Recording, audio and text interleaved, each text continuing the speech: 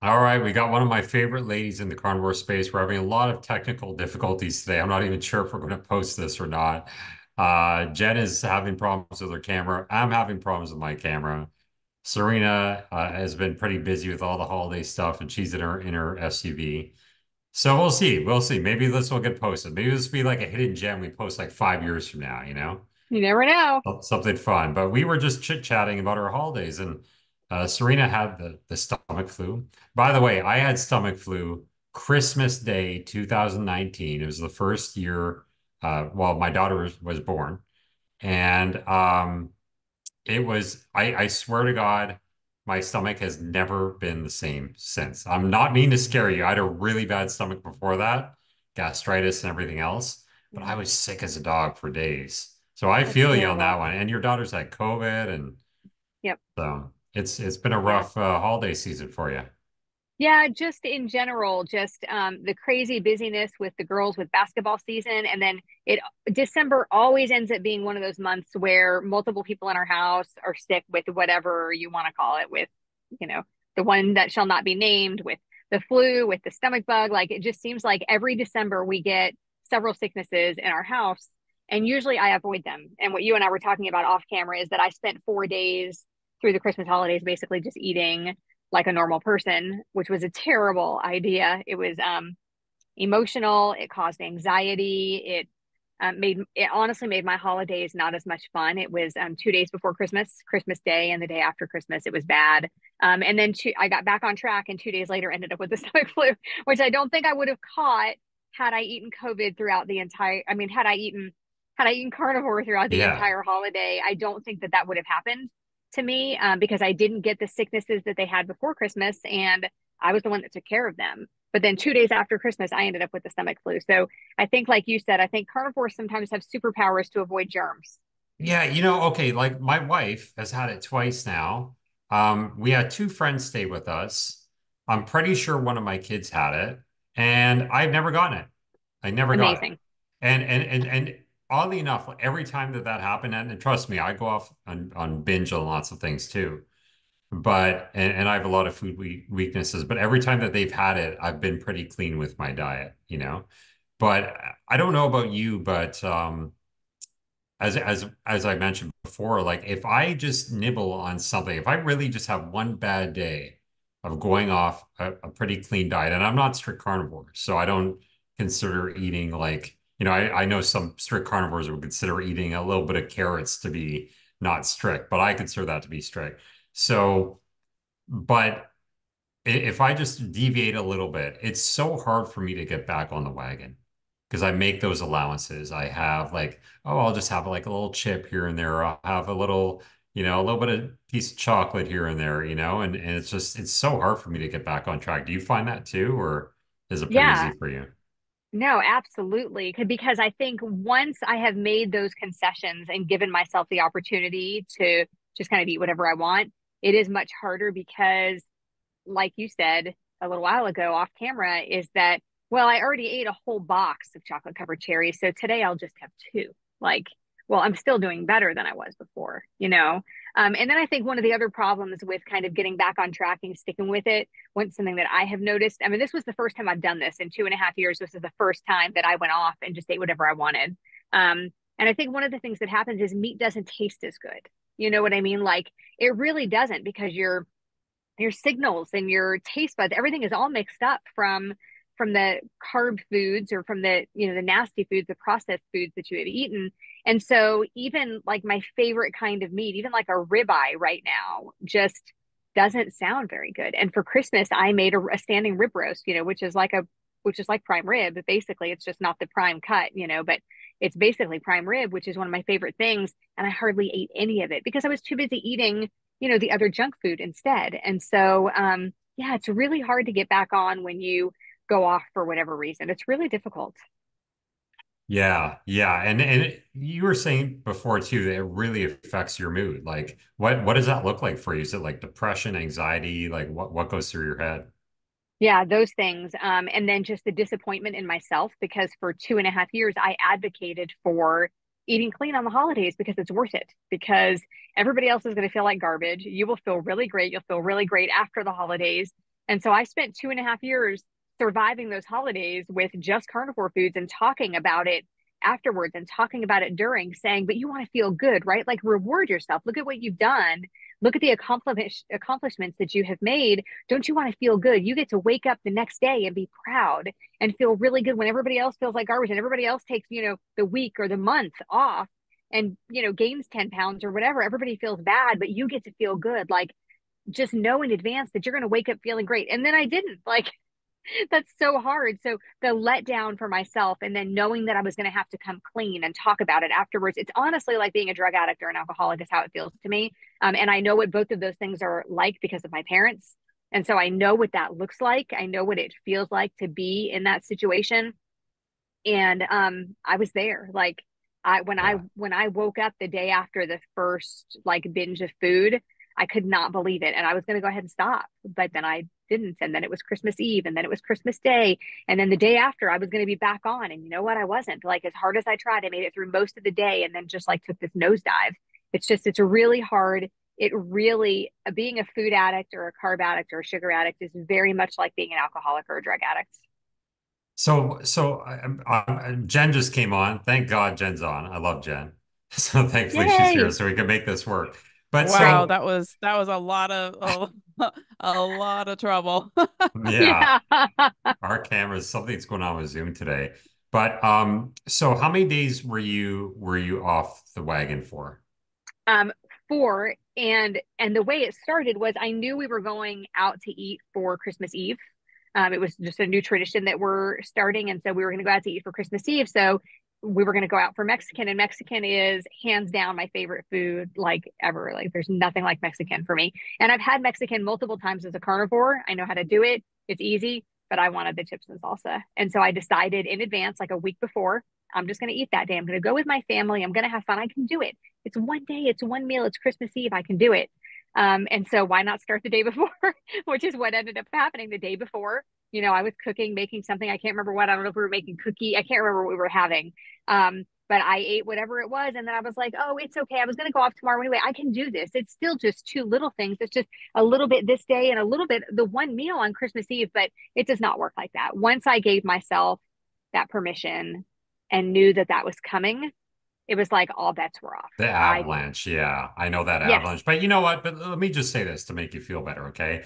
This is a struggle that I would say most people in our society deal with on a daily basis, right. right? You had 4 days. This is pretty much a 365 day a year event for every single person that I know anyway.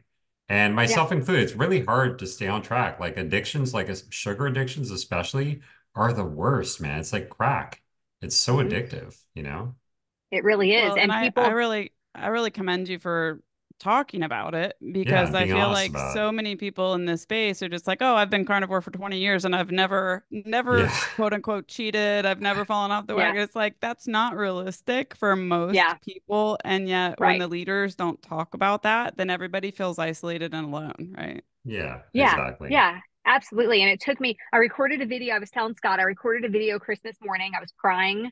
Everybody else was still asleep. I was miserable. I recorded a video and I have edited it 5 times. I shortened it, taken out some of the crying, like put some of the crying back in. Like, I don't know how, I don't know how How much to emotional to share? make. Yeah, I don't know how much to share, but I've edited it so many times. And then I added like a thing at the end, like, 2 days later saying, okay, update, I'm feeling better. And then like 4 days later, okay, like I don't know what to do with this video. So by the time this airs, that video will already be up. So you can go to my channel and see that if you want. But it was hard. It was like, you want people to know because you want other people to feel better about their mishaps, right? Right. But at the same time, it leaves me open. It Mhm. leaves me raw, which is fine. I share a lot, of stuff, but the emotions that come from Being that doing that vulnerable. after, yeah, and after being clean for so long and eating only carnivore foods for so long with the occasional, like I'm at the point now where occasionally I'll have an artichoke with my kids, or something Right. like Yeah. that, like, ooh, oh no, she ate an artichoke. But I'm at the point where like I can do that a little bit, like just with a couple of blueberries or like literally a couple of blueberries or the artichoke with my kids or something. But So I can do those things and feel okay. But after 2.5 years of not doing like like what I did, I mean, I haven't even taken like a whole meal off, I don't think. And I thought I could do it. I thought I could do it. And so for people out there who think that sugar and carb addiction is not like drug addiction, they should try to go off processed foods and sugar just for a week. They will be blown away by how hard It's it is hard.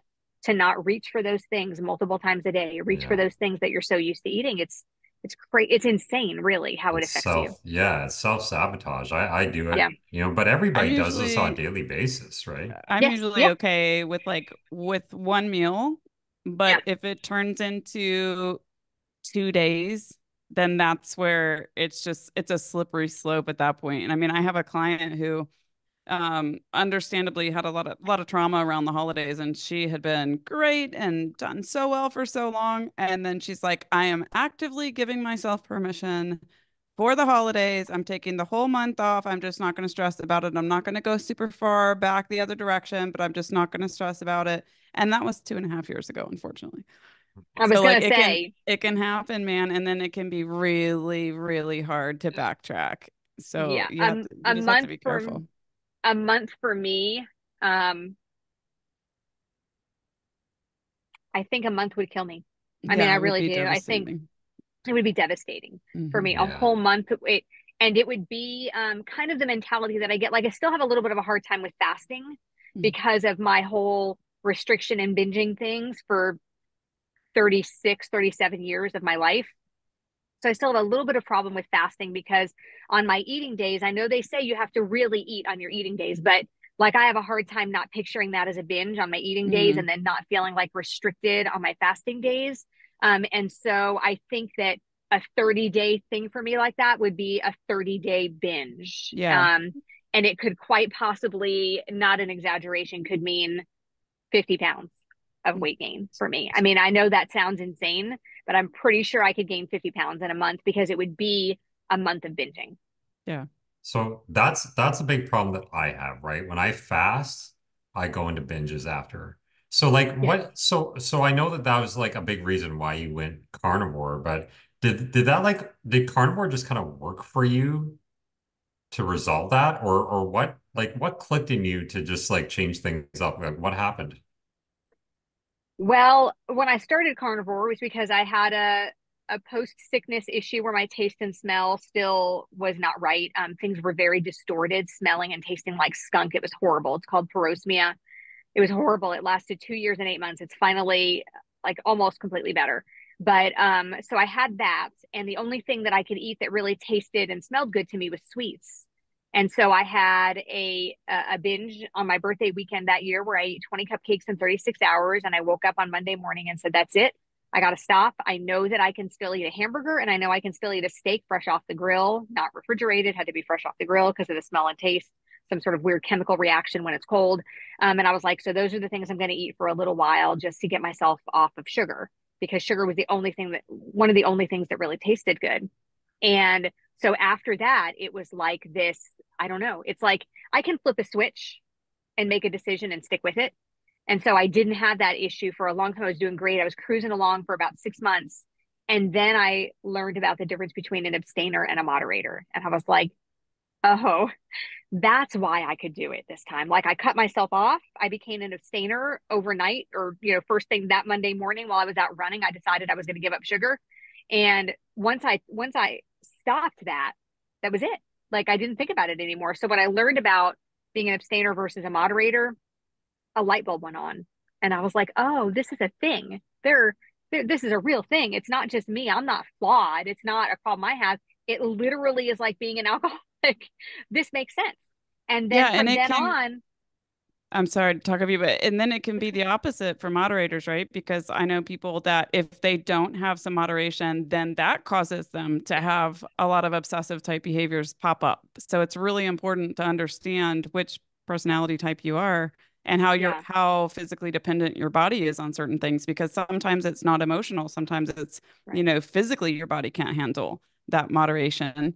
But for some people, if they restrict themselves too much, all they want to do is just go nuts. Yeah. So Yeah, absolutely. And I think there's probably a quiz out there or something to tell if you're an yeah, abstainer or a there moderator, should but be. yeah, there should be. If there's not one, let's do that if there's not one. But I think that one of the ways you can tell is like, have you ever sat down to like a dessert buffet and just had a couple of little things? Or has there ever been a package of Oreos in front of you and you've been able to eat just one or two? I've never eaten one or two Oreos. Never. Mm-hmm. Like that is literally an impossibility for me. And so it makes perfect sense to me that I have to abstain from them, but I didn't know that. If I'd have known Hmm. that years ago, I would have done that years ago, you know? Yeah. Yeah, I'm really Yeah. glad that this stuff is starting to get out because it's so frustrating if people don't understand that and they're trying to force themselves into somebody else's, pattern, and it's just Hmm. completely against what's natural to them, then it's Yeah. uncomfortable either direction. Yeah. Absolutely. Yeah. I think I It's need to try abstaining more. It's weird, a few years ago I did carnivore and I did it. It clicked. I did it like straight away. Well, actually, that's not true. The first week was hard. I had a severe addiction. This is the weirdest addiction. It wasn't to sweets. It was to nut butters. I And I can see that. remember that.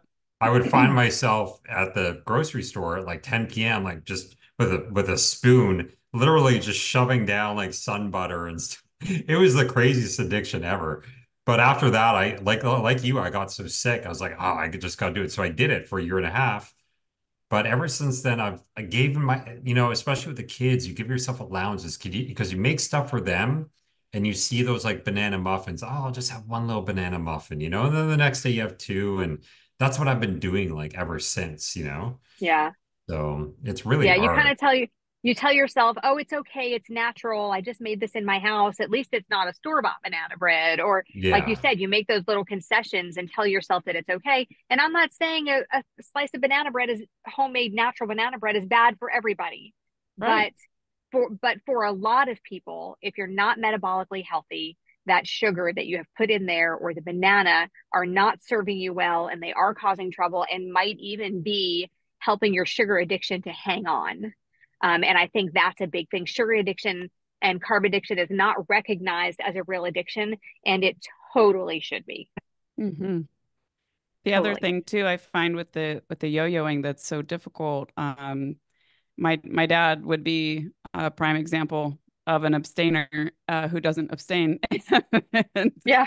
and like, yeah, but he tries, right? And he can be, man, when he's set, he can be so strict for so long, and then some kind of stress or some kind of situation pops up, and then it's 5 weeks of, gaining 25 pounds. So this just happened to him Right. recently, actually. And so he just, but what the problem is he gets back and he's like, okay, I'm back on board again. I'm going to be super strict. And he went all the way carnivore. And guess what? He just dropped 2 kidney stones. I had to take him to the hospital a few days ago because your body is starting to this detox reaction, and so many things can happen in that regard when you go from Right. strict to, from one Yes. extreme to the other, back and forth. It's not just the addictions, but also everything else that's going on internally, chemically and Mhm. toxicity wise. It can be pretty miserable. Trust me, he was not happy. Yeah, absolutely. Having And that kidney sometimes, stone pain is awful. yeah, Oh, and it's the sometimes, worst. yeah, I'm and things sorry, get it's worse worse than sometimes. childbirth. It's worse than Right. It childbirth. is. I'm It's higher on putting the that on the right Bechdel Exactly. now. scale. Yeah. Yeah. And I think sometimes things get worse for people before it gets better. Oh yeah. And so, you can't think you're going to go carnivore and 2 days later you're going to wake up and everything is going to be healed because it doesn't really work like that. And at that point, you're still going through carb withdrawal. So whether you choose like a clean low carb or a clean keto or something like which I don't think carnivore is the ultimate final answer for everybody Right. necessarily. I think Mhm. carnivore is a place to start. Carnivore is a good elimination diet. A lot of people could do it for 30 days and then add vegetables or fruits back in one at a time and see, how you feel. So I don't necessarily think everybody has to be a carnivore forever, but I think that making yourself be clean keto, clean low carb, or clean carnivore is what is going to fix most of people's emotional problems, physical problems, like all the problems. It really just makes a huge difference. Yeah, and it's crazy how backwards this still is. I Mm-hmm. was talking to somebody yesterday who's having severe arthritis pain and all this stuff, and she found out that I was nutritionist, and she's like, "Oh yeah, and I know I need to be eating cleaner. I need to be getting in more vegetables and da da da." da." It's like, no, no, that's exactly opposite. I mean, her knee is That's all right. swollen up like this, and it's like people don't understand that that's the wrong direction to go in. Yeah. Yeah. So And are you strict carnivore most of the time, Serena, or oh, are you just more like keto? um, I'm I've been strict carnivore for 2.5 years, except for in the last few months, maybe 2 months. Like I said, I started, and I don't even know what happened. Well, I do kind of know what happened. So Was a it the friend of mine, retreat? no, no, I was carnivore at the retreat. No, a friend of mine opened up a local friend opened up a charcuterie board restaurant, and so I went in on our opening day and bought one of these beautiful boards. Lots of imported meats and cheeses and like things I've never even heard of. She even had, I think it was like a duck salami or something, like Oh just the man. craziest like things you've never heard of. And so I ordered a board and she made the most beautiful board with an artichoke heart in it that was like this long. It was the most beautiful artichoke heart I have ever seen. And so I ended up when I got home with the charcuterie board, I was eating the meats and things, and I went ahead and ate like a bite of the artichoke heart, and then I wanted more of it. I ended up eating the entire artichoke heart. And so since then, I've had a little thing with artichokes, and it's like my love affair with artichokes goes way back. And most people don't even know how to eat an artichoke. Most people just think artichoke hearts come in spinach and artichoke dip, and that they come in, in cans at the grocery store or jars at the grocery store, either marinated or not. And that's actually not even how you eat an artichoke, right? Do you know Right. this? How you eat the I leaves? love them. This Yeah. Barbecue. No, bar. I Now I've never had them like that. But my mom, for all of her faults, one of the things that she taught me that I remember that was always like this great memory of my mom, and I don't have many. But we used to eat artichokes together with a little bowl of butter. butter and you just And for peel it and yeah, dip it. for those yeah, for those that don't know, you pull the leaves off of the artichoke, you steam it until the leaves pull off easily, and you dip. You pull the leaf off, and then the bottom has like a little like ledge on it. You dip that in butter and you scrape it with your teeth, and that's the meat of the artichoke. And so that was always a fun thing I used to do with my mom. When you get and all the leaves are to the point where you can't do that anymore, you peel those off, and that's how you find the heart in the middle. And so I taught my kids this years ago when they were little. And so it's still this thing that we do. Like we actually Mm. did it last night. It's still this fun thing. If we're at the grocery store and we find like the mother of all artichokes, we will buy 3 or 4 of them and we'll bring them home. We'll see them. So last night I happened to be walking through Walmart, and as I walked through the past the produce section, because I don't even usually walk in it, but as I walked past, I saw the giant artichokes and I was like, we're gonna have Ooh. artichokes tonight. And when they got in the car and saw the artichokes in the bag on the floor, they were like, "You bought artichokes!" It was like this super fun thing. And so we steamed them last night. We dipped them in butter. It was delicious. So other than that, I am a very strict carnivore. And I haven't noticed any negative effects from having an artichoke on occasion. The marinated ones always have garbage oils in them, so that's really hard. Sometimes I get them and wipe them off or something, if I just want a little bit. But other than that, sorry, I went off on a rampage there about artichokes, but I'm a Hey, I very get strict it. And carnivore. when you have very few things outside of animal foods that you could eat, it's like, Yeah, oh, it's just that much more interesting because it is yeah, enjoyable, right? Like these foods are yeah, flavorful and yeah. can be exciting if you can tolerate them, if you can handle them. Yeah. Yeah. And Um, like I said, I haven't noticed any issues from the artichokes. If I noticed an issue, I would absolutely pull them back out. I don't think I will ever be at a place where I am adding like one thing in a week to get to a point where there are, you know, 15 or 20 different things I'm eating that aren't carnivore foods. I don't see that in my future. I think that would be too much for me. Like I said, I have had a couple of blueberries here and there if my girls are going on and on about how amazing the blueberries are or something. I have had just a couple, but nothing for the last, I mean, like up until a couple of months ago, that would have been a big no for me. Like so it was that's something that what I I just wasn't was willing to do. That's what I was going to ask you. So I understand if your initial move to carnivore was to remove the sugar, right? That was kind Yep, of yep, the initial thing that propelled you. But then, and then your tastes were already off kind of at the time, right? So, but yep. what stimulated you to not add vegetables back in or allowed you to identify that it's not just sugar and not just fruit and processed food, but also vegetables that causes reactions with you? Did you introduce them at some point and notice reactions? No, I Or you think carnivore, just stayed away? yeah, I think carnivore just felt so good and I just wanted to be that. Like, Yeah, yeah. I wanted to be in that. Like once I got online and started, doing things for like in the carnivore space and all of that, like I wanted to be a carnivore. That felt good to me. I didn't have any issues from it. But when I learned about the abstainer versus moderator thing, I like had all these flashbacks to times when like I would make one of those giant bags of kale from Sam's, like the giant bags. I mean, Oh, yes. I couldn't even fit them in my refrigerator. I would have to like break the bag and squeeze them to get the air out to fit the two bags in my fridge, but I had to have the two bags when I would shop, and I would saute it in coconut oil with lots of salt. And there were times where I literally ate the entire bag. It was supposed to be to go with dinner for everybody, and I would eat the whole bag, and then I would have to make the second bag, and I would like complain to one of my friends about it. And she was like, I never heard anybody feeling guilty about eating too much kale. But I was miserable. I was so sick from it. I Oh, mean, my stomach, oh my mm, gosh, for days, my stomach was upset from that much kale. And so, yeah, when I realized that I've done that with other things too, not just sugar, not just mm, carbs. Like I've done that with other things over the years too. Yeah. That kind of made me like not really want to add things back in. Like I just mm. don't know if I could. And for a long time I was scared to try. And then the Kind of artichoke like thing just kind of if it's happened. not broke, don't fix it.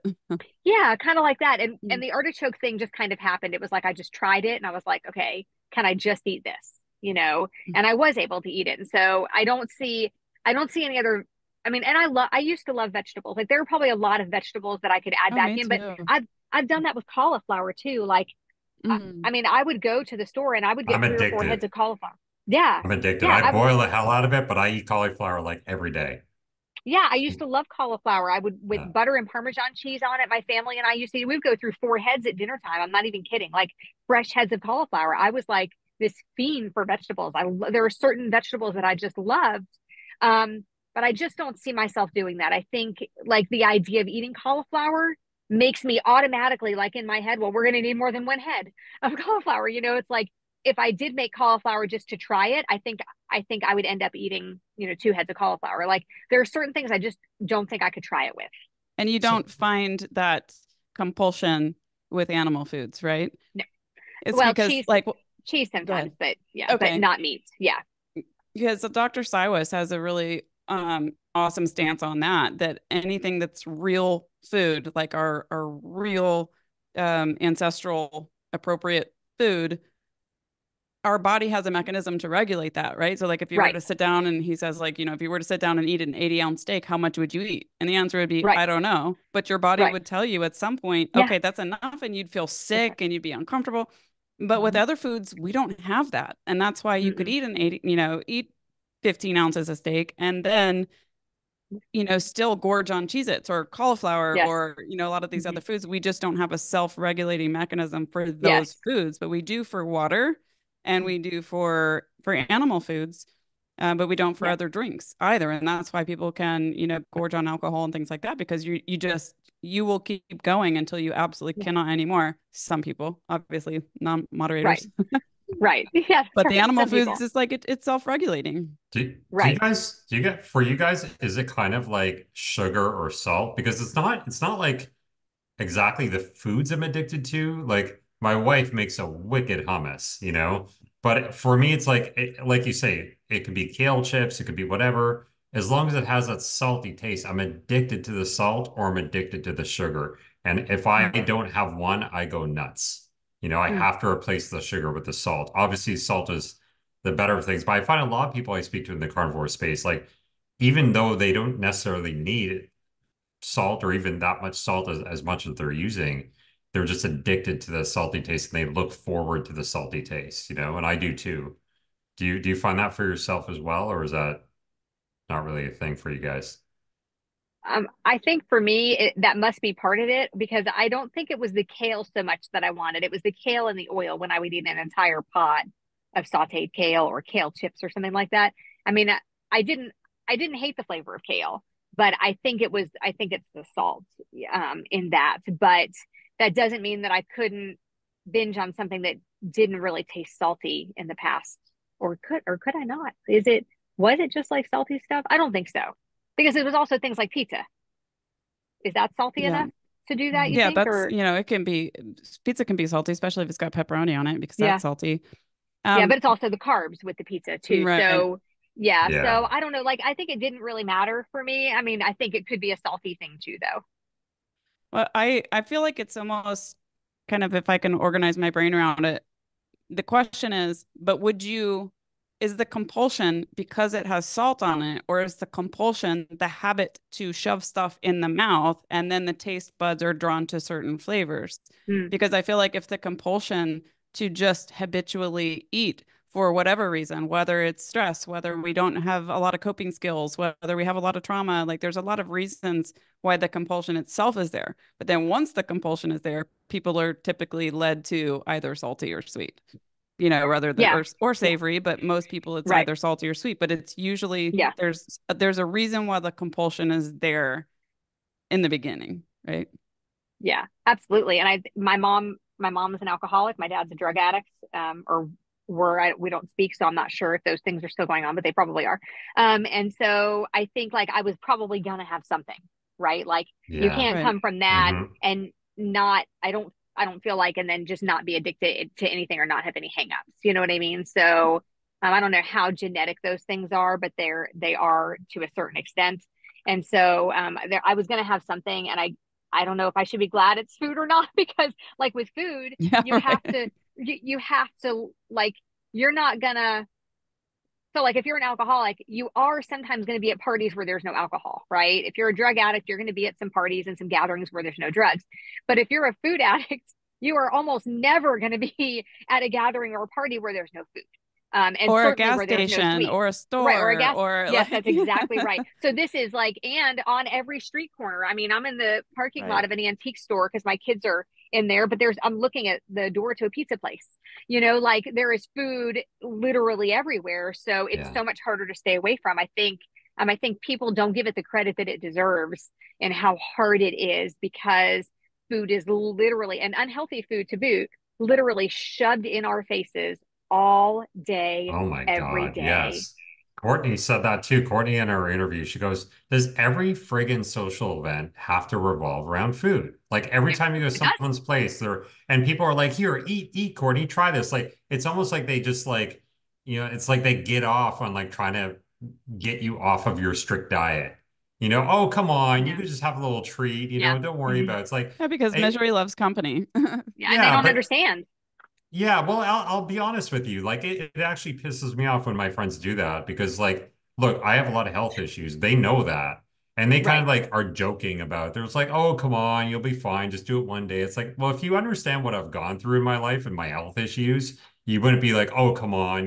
It's kind of like That's telling exactly like right. a guy with Come lung on, have cancer, some oh, more just heroin. yeah, just have a couple of cigarettes. You had lung cancer, that's okay. Just a couple of cigarettes isn't going to hurt you, Yeah. Like it's the same thing to me. So that's something that always Yeah. kind I of agree. ticked me off. Yeah. I agree. And it's not just that there's going to be food, there's going to be junk. I mean, like Courtney said, yes, every function revolves around food, but it's also junk food. Like if I went to a party where it revolved around meat, I would be really happy. Like when I showed up at your Absolutely. retreat, Yeah. there was a party going on and there was food everywhere, but it was all, almost all carnivore foods. There were some vegetables here and there, but it was, at least it was good, healthy foods. You know what I'm saying? So like that would be okay with me if every party and every gathering was like that. But it's literally everywhere we go, it's garbage because that's what other people are addicted to. Also, they just don't know it. Yeah, and they look at you weird like when you're at a restaurant, you're ordering a steak, with nothing on it. But that is a perfect segue for a plug into a retreat. I'm just going to throw it in right now. Retreat coming up April 26th to April 30th, and another one from April 30th to May 4th, which Serena will be coming. She was on our last one a couple months ago where she made us carnivore pizzas. So Which maybe, was amazing and a which was huge hit. epic. And yeah, Yes. people were like fighting over it the next day. Is there any more carnivore pizza? Who ate the last of the Yeah. carnivore pizza?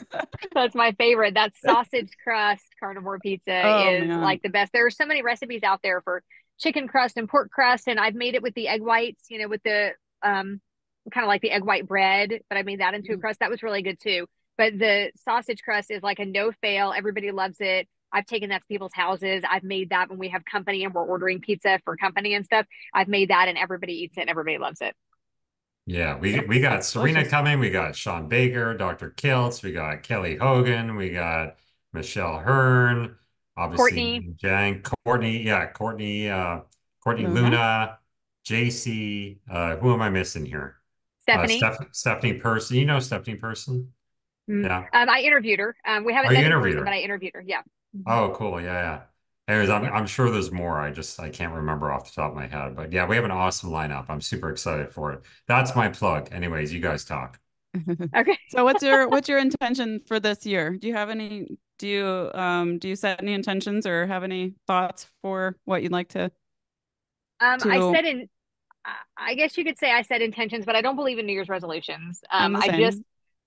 yeah, I just feel like only 8% succeed. And I'm not like giving up when I say I'm not going to make a New Year's resolution since only 8% succeed. I mean, sure, you could say I'm going to be one of those 8%. And you could like, but the odds are stacked against you. And I think it's really hard to set a plan right now around December 31st or at some point in December for an entire 365 days. Like we get gung ho when we do that, right? And you say you're They're going to not go smart from, goals, right? They're not small, right. like They're super not, achievable goals. Everybody always right. shoots too high.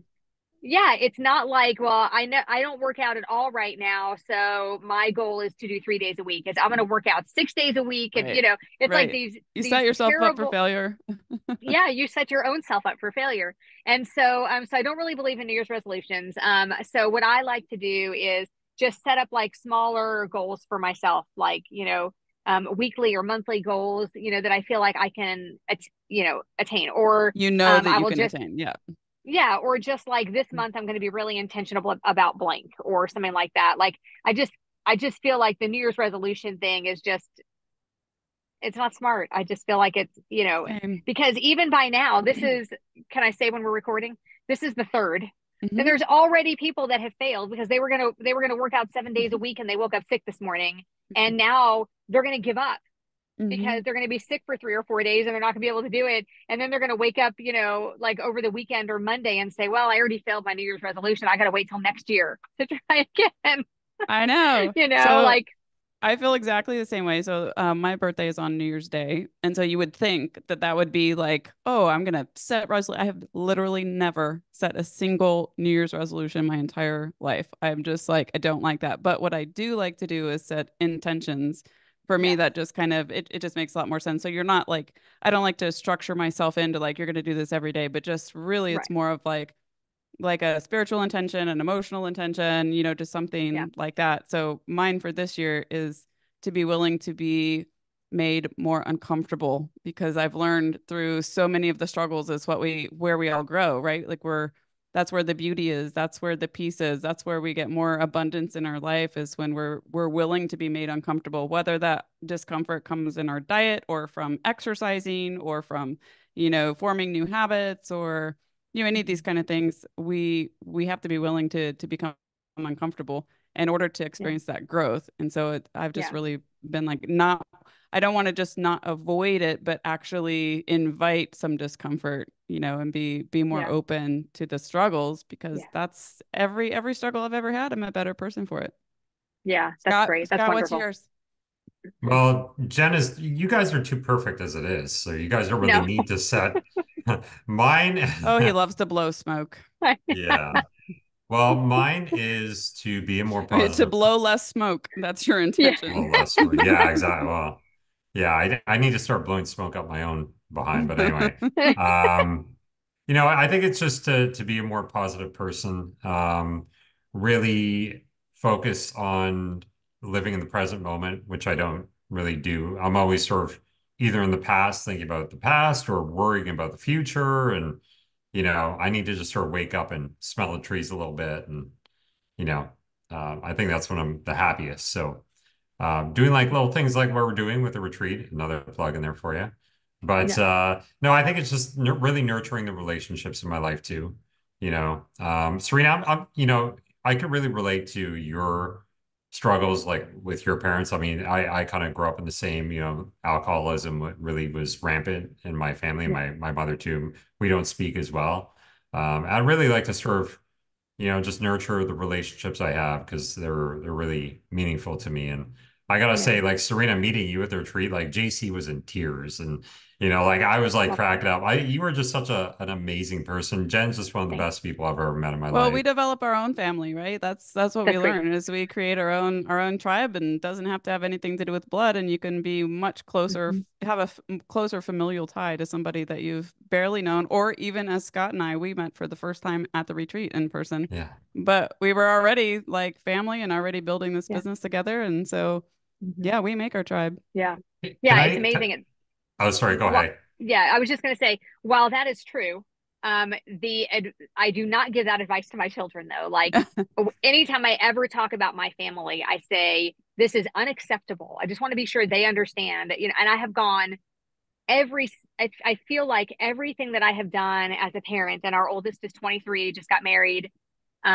Everything that I have done has been to be the opposite of my family so that my kids are friends, so that they want to be together, so they want to hang out together when they grow up. And, like that has been so important to me because I don't have that with my siblings and I don't have that with my parents. And so I do agree with you. We create our own family, but I do want, I do I want my kids to be able to do that, but I also want them to have each other and to have us, that I think, Hmm. that is so important. And so I Yeah. do agree with you though about the family thing because I don't have, and I think we can have both. I Right, think we can have this right. amazing And family, that's but really then what we I can also mean. have, yeah, yeah, Because yeah. I'm one of the crazy lucky ones that could not That's possibly so fun. have better parents. Like, I mean, I That's seriously, wonderful. if I were to like make them myself, I couldn't do any better. Yeah, They're so supportive and loving, and they want what's best for us, and they give you advice, but they don't over give advice, and they're yeah, just always there. So I would never, it's just you create your family, and that, or maybe I should say you choose your yeah, family, and you can choose to yes, choose your own family, yes, but also add to that. But it's really yes, it's really important what you're doing for your kids, because I can tell you yeah. it Thank you. makes a huge difference. I know. Yeah, I hope so. Mhm. I hope so. Yeah. It's, it's just one of my main goals as a parent is to still have them and for them to still have me, when they're my age. So, Yeah. Yeah. I find it, it's strange. A lot of the best people I've met come from broken households. So yeah, that's the fun. exception to that might be Jen, but it's like I'm the complete opposite of how my family was. When I grew up, like I thought it was really weird when I'd see like siblings hug each other, and Hmm. like my wife would like calls her mom like every night. And I'm just like, Yeah, it's so weird. Why would you want to speak to but I find that, people think I'm a little bit weird, and, I hate to be like a creepy Joe Biden type guy, but, like I'm very like affectionate, and I never had that. Maybe that's why I'm like that. yeah, But I'm just, I just want to hug people, and I feel I want to have that closeness to people as soon as I meet them, and yeah. Mhm. Yeah, we yeah, love that about you. yeah. Yeah. It could be irritating. But No. I do have to wrap things up, speaking of Okay. kids, because I gotta go pick them up from daycare. But Serena, I'd love to do a part two with you. We could just talk like this all day long. Yeah, So, we're good. where can we find you? Tell us about your business dealings. How can we buy Okay. stuff from you? Where can we Okay. find you on YouTube and stuff? And yeah. So my YouTube channel is the Carnivore Revolution. And I do interviews, much like this, have conversations with people about being a carnivore or just about being natural or giving up processed foods, things like that. And I do some cooking videos and, just things like that. And then on Instagram, I am serena.carnivore. And then I also have a tallow based natural products company called Purely Tallow. And I sell all natural tallow based candles, whipped tallow lotions. I have lip balm. I have hair and beard oil made of emu oil. There's lots of products on the website, and it's purelytallow.com. And her Yay. tallow is the bomb. I've been waiting to Thank you. say that. Thank Get you. it? Pun intended. Yeah. Anyway, no, it's really good stuff. You brought a Thank bunch to the you. retreat, and I'm still feeling the effects from it. My skin is Awesome. so soft. Awesome. I use it on my baby too when he has a diaper rash. That's right. Works So great. it Way works like a better. charm. Yeah. Thank you. Awesome. Anyway, thanks so much, Serena. Again, Thank hopefully we you. get you back on, and I'll do less talking. Jen could do a little bit more this time, seeing as how our cameras start working. And Yeah. love you guys. Okay. Thank Thank you. you. I'll see you Happy guys New soon. Year. Bye. Happy New Year.